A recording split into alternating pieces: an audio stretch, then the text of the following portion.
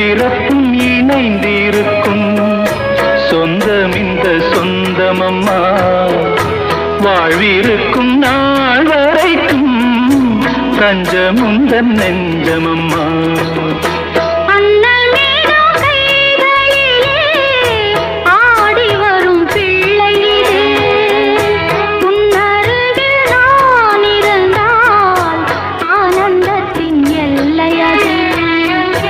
காயத்ரி மந்திரத்தை உச்சரிக்கும் பக்தனம்மா